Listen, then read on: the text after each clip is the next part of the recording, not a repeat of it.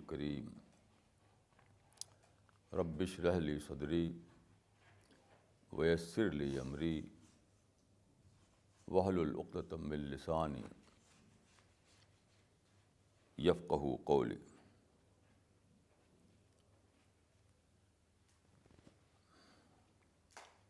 Today I want to explain some hadith in a very simple manner. You know, hadith means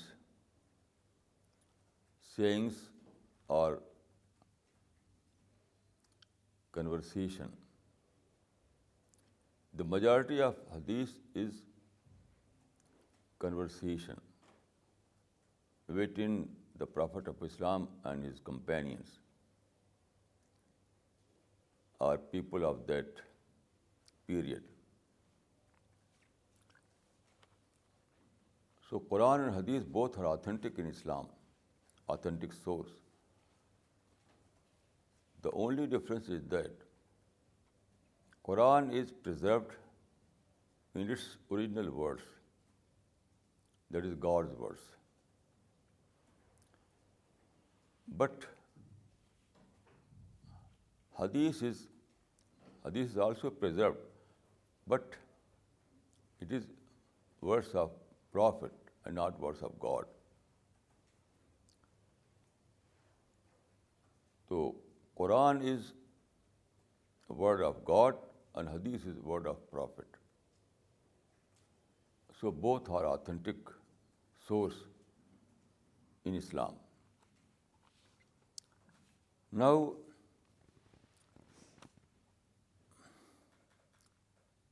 conversation means exchange between Prophet and his contemporary people. So I can say that Hadith is a prophetic response to a immediate situation.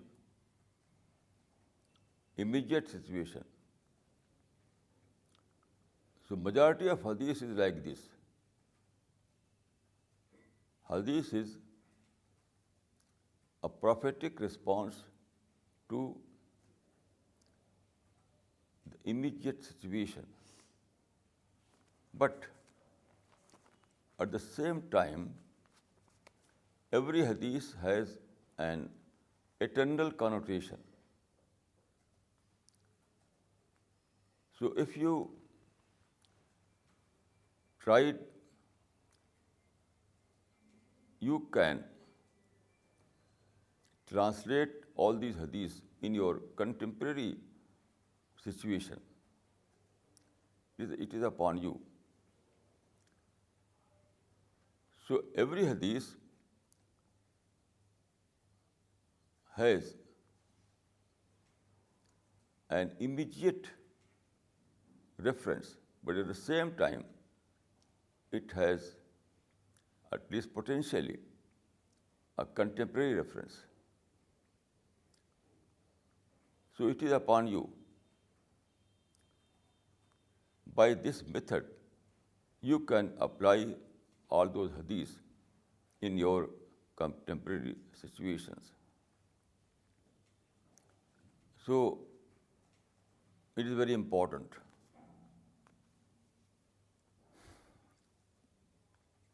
For example, the Prophet of Islam has said,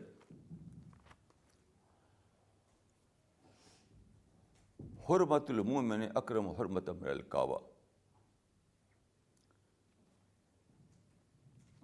Hurmatul mu'mini akramu hurmatan min al-Kaaba.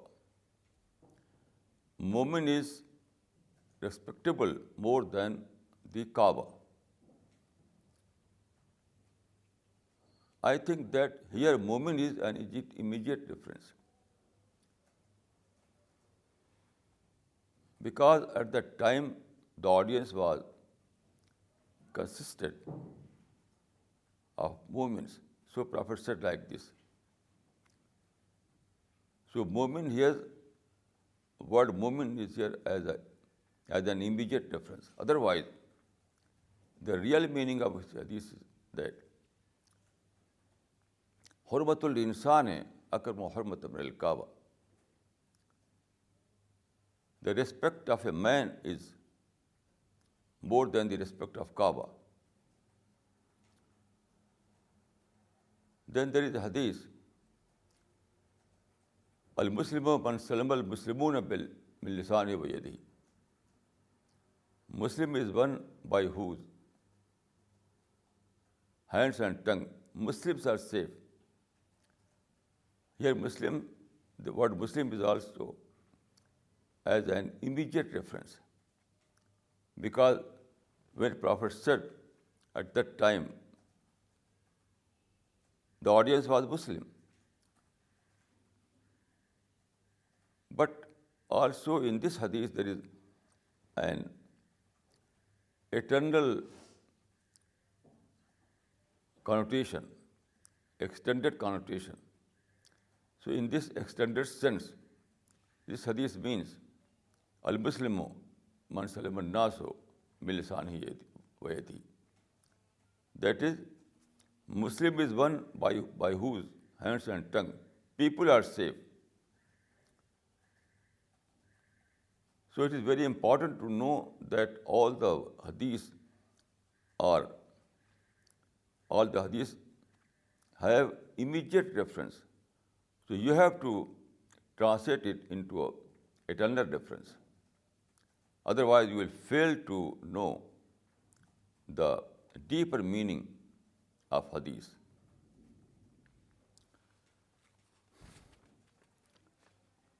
Then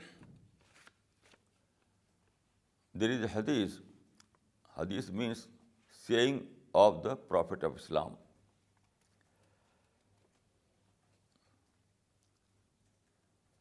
Innamal amalu bin niyat. It is a very well-known hadith. Innamal amalu bin niyat. This hadith is so important that Imam Al-Bukhari has written this hadith in the outset of his book. This is the first hadith of Sahih Al-Bukhari, the very first hadith of Sahih Al-Bukhari. So it is very, very important. Innamal a'malu binniyat. Actions depend on intentions. Actions depend on intentions. Action is only the external form, and niyyah or intention is its internal form. So God always sees the internal aspect of your action. If the internal aspect is good, then your action is good. Otherwise not. For example, intention means if you doing something just for face or acquiring money or for political power or anything other than akhirah, other than God, then your intention is not good. Your intention is bad. Good intention means that you are doing that work for God, for the sake of God. So there are two kinds of intention: for the sake of God and for the sake of your own interest. So if you are doing for the sake of God, then it is good intention. And if you are doing for the sake of your own interest, then it is bad intention. So God always accepts those actions that are performed with good intention. Any action with bad intention is not acceptable to God.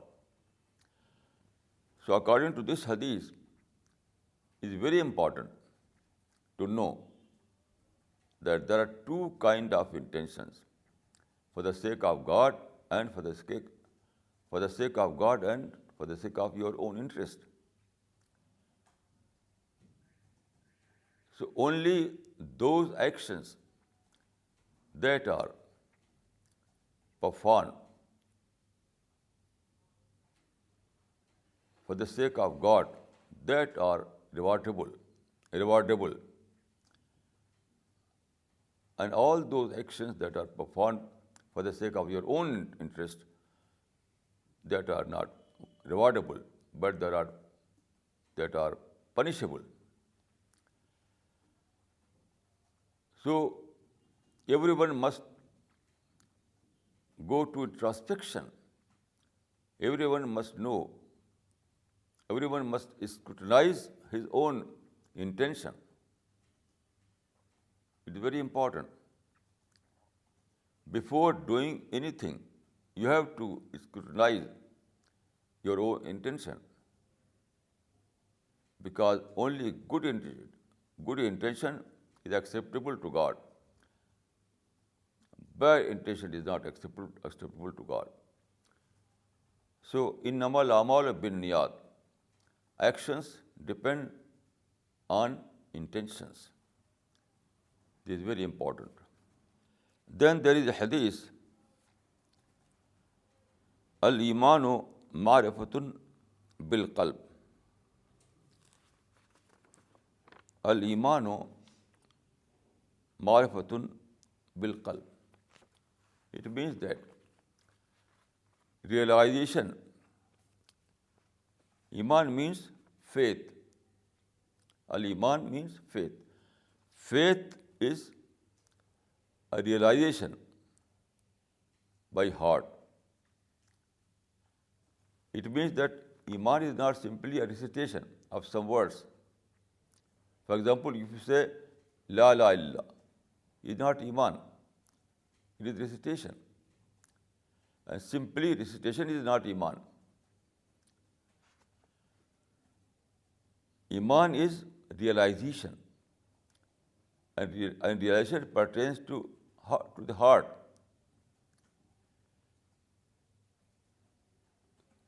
Realization is the result of heart rather than simply an external action. So, al-imanu ma'rifatun bil qalb. It means that true iman is one that comes from heart. True iman is one that is based on realization. True iman is one that is based on discovery. So simply recitation of some words is not iman. There is nothing. When you contemplate, when you study, and then you discover that there is a creator. When you discover that behind this creation there is a creator who has created everything, who is almighty, who is sustainer, who is everything. So this is discovery. Iman means discovery of God. Iman means realization of God.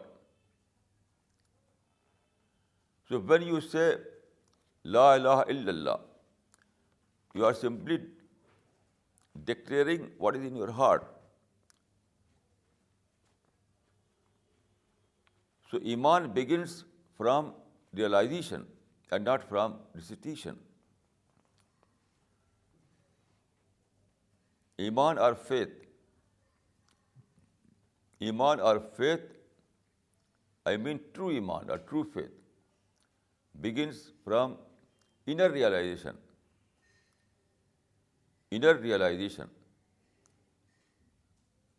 and intellectual discovery.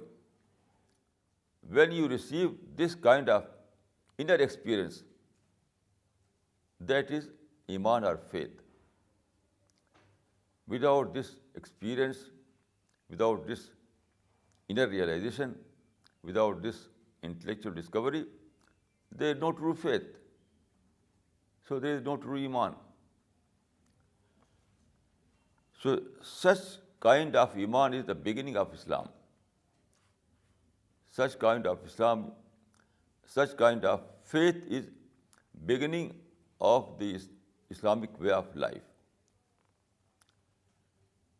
This is the central idea in Islamic system.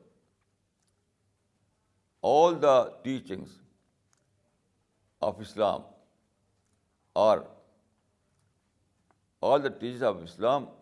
depend on this central idea, that is discovery of God, realization of God, that is Iman.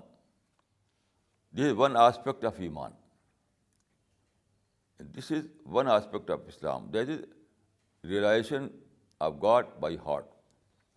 Then there is another aspect of Islam, that is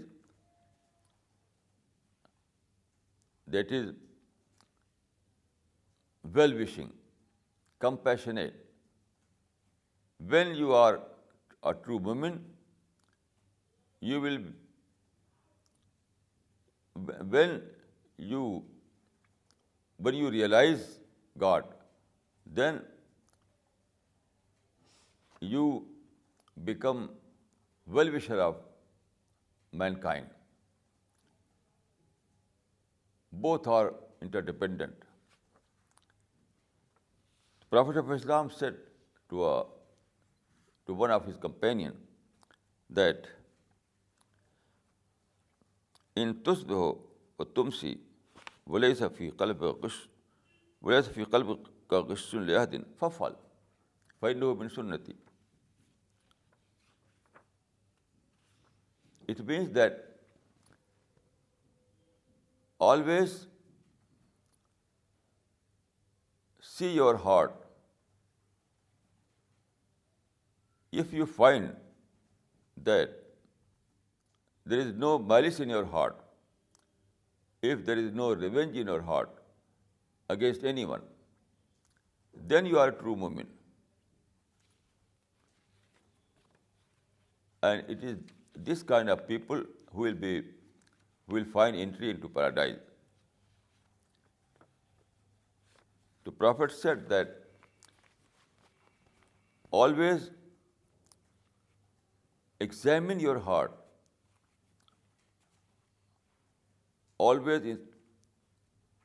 You have to go introspection to understand your inner situation. So you are living in a society, and you know in every society there are unpleasant situations, there are provocation, there are different kind of negative experiences. But in spite of all those negative experiences, you have to live as a positive person. You have to live as a well-wisher to all, friendly to all. So Islam makes you insan friendly.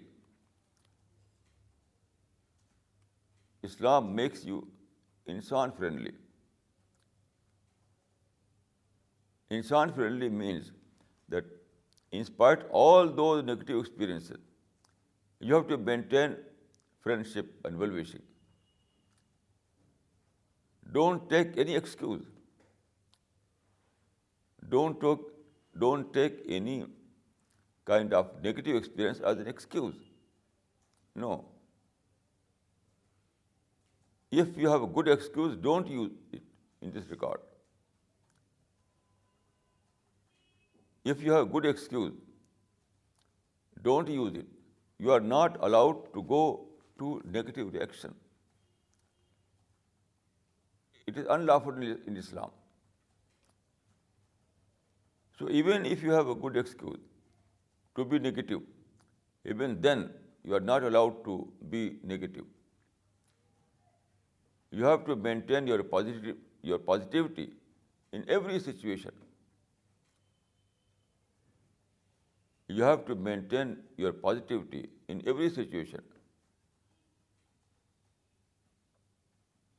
Without using any excuse whatsoever. This is Islam. This is Iman.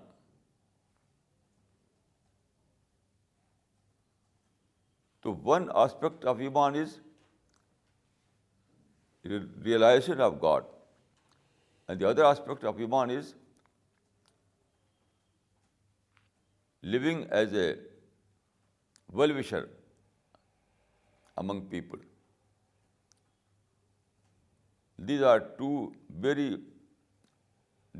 integral part of Iman. Without this, there is no Iman. Then there is a Hadith. This Hadith is key to all kind of success, spiritual success as well as material success, both. The Prophet of Islam has said, "Alam anna an-nasra ma'a as-sabr wa anna ma'al usri yusra." It means that "Alam anna an-nasra ma'a as-sabr wa anna ma'al usri yusra." God has bracketed success with patience. The essence of this saying is that according to nature, success is bracketed with patience. Without patience, there is no success. Inna ma'al usri yusra.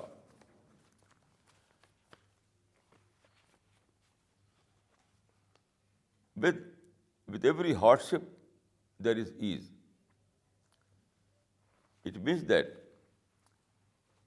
any situation which makes you impatient,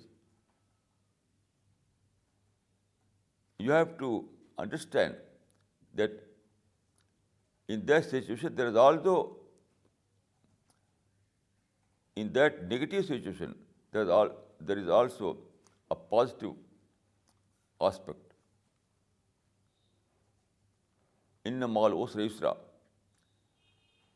In every situation which seems to be difficult, but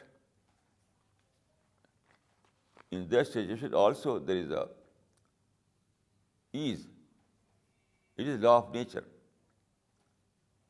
God has created this world in such a way that with every thorn there are flowers.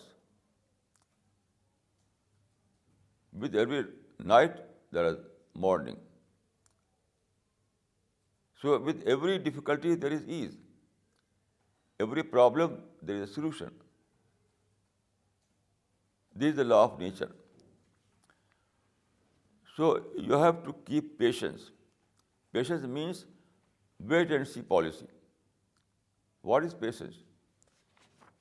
Patience means to adopt the policy of wait and see. If you adopt this policy of wait and see, then very soon you will find that there was a good news in future. In present, maybe there was bad news for you, but in future there was good news for you.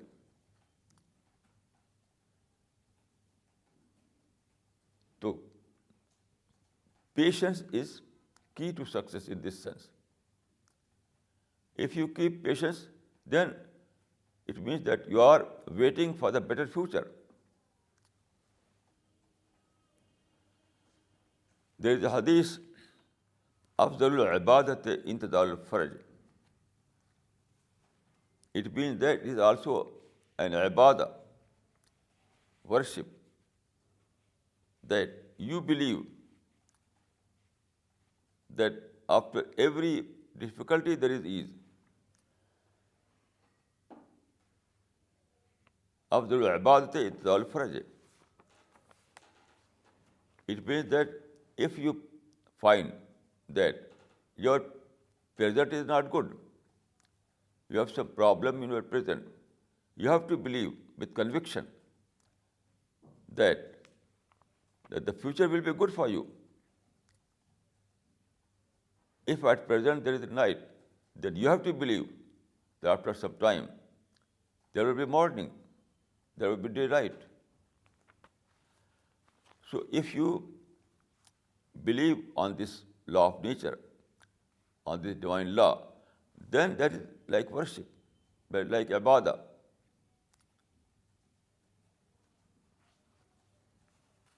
Then there is a hadith,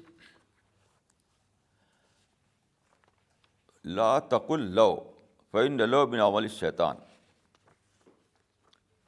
Don't say law. La taqul law, fa inna law min amali shaitan. Law means if.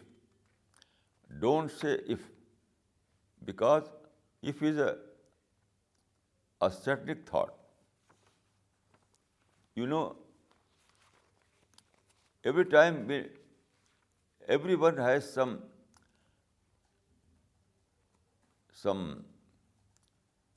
sad memory about his past. Everyone, every man and woman have some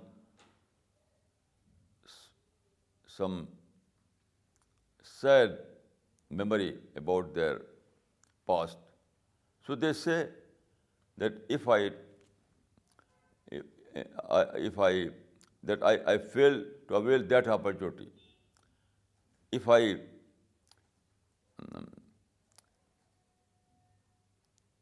in past there was such and such opportunity and I failed to avail that opportunity.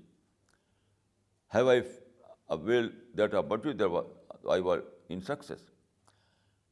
This is law. If.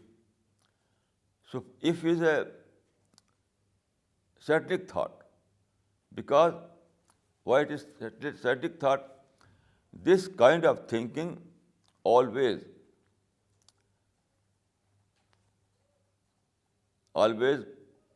make you to live in sadness, always make you to live in past. You forget the future and you are living in past. This is the law culture. Law culture is satanic culture. If culture is satanic culture. So don't think like this. Always see the future. Don't see to the past. Everyone misses some opportunity in the past, but you have to forgive it. You have to forget it. Everyone has missed some opportunity in the past. So everyone is living in that memory. But it is wrong. It is satanic thought. You have to go beyond that memory. You have to think about future. Your thinking must be future oriented rather than past oriented. Don't think about missed opportunities. Always think about the present opportunities. فَإِنَّ لَوْ مِنْ عَمَلِ الشَّيْطَانِ. For saying love is a satanic thought. Love means if. Saying if is a satanic thought. Because saying if you think like this, You always think about past. You will forget the present opportunities because you are living in those opportunities which you have passed in the past. So Prophet of Islam has said that love is amali shaitan. If is a satanic thought, if it is a satanic thought, to leave this kind of thought. Then there is a hadith about dua. Dua. Ad-dua hiya al-ibadah. Ad-dua mukh al-ibadah. Dua means prayer. So prayer is the greatest ibadah. Prayer is the essence of ibadah. You know what is prayer? Prayer gives you conviction. Dua or prayer gives you a conviction. You feel that I am not alone in this world. God is with me. For example, Prophet of Islam, when migrated from Mecca to Medina, when he was at that time he spent some night in the cave of Mountain Saur. So those enemy reached over there with sword. They wanted to kill him. So his only companion was Abu Bakr. He became afraid. Prophet said, La tahzan, inna Allah mana. La tahzan, inna Allah mana. Why fear? God is with us. So dua means you are with God every day and night. You are not alone in this world. Every time you can contact with your God. Every time you can contact with God, who is the source of all power. So dua is a source of power. Dua is a source of strength. Dua is a source of conviction. In this sense, Prophet of Islam has said that ad-dua hiya al-ibadah. Dua is greatest worship. Because dua keeps you constantly in contact with God. This is the greatest contribution of dua.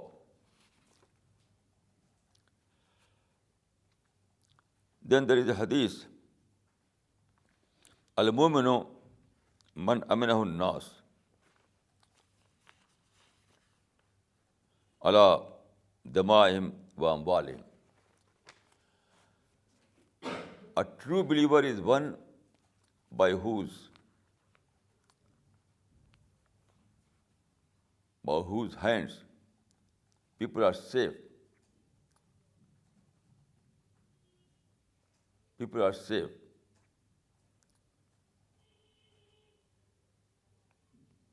People have no fear about their blood and their money. Why? Because Mu'min is one who have discovered God.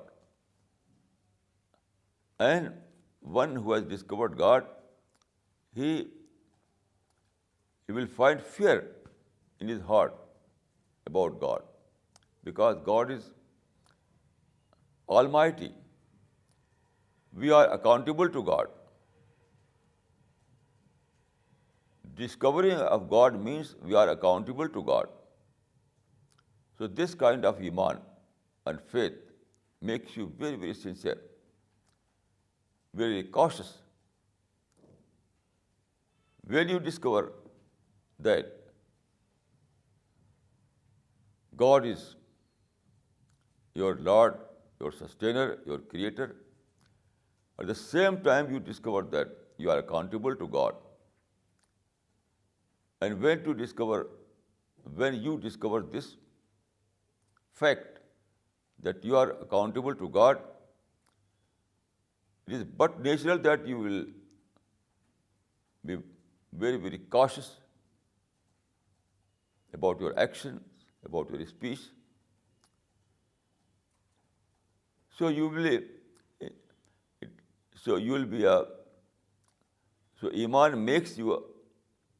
Iman or true faith makes you a harmless person in your society. True faith makes you a peaceful person in your society.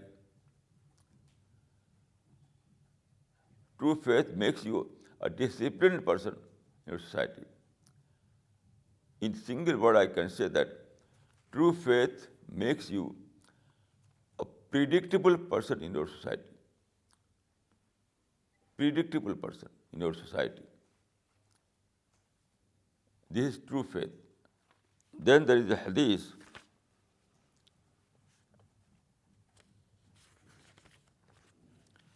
Man qala la ilaha illallah dakhala al-jannah.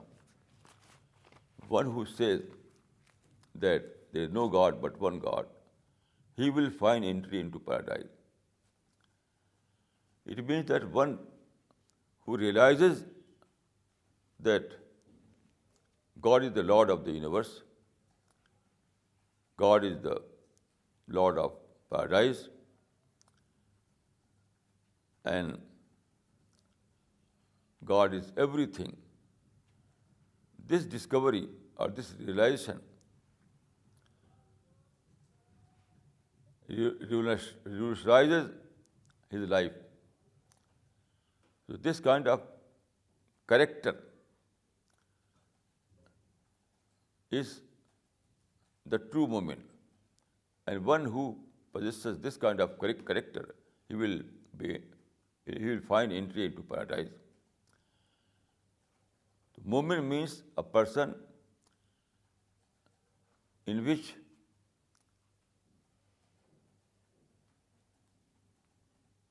mu'min is a person who has experienced a revolution in his heart.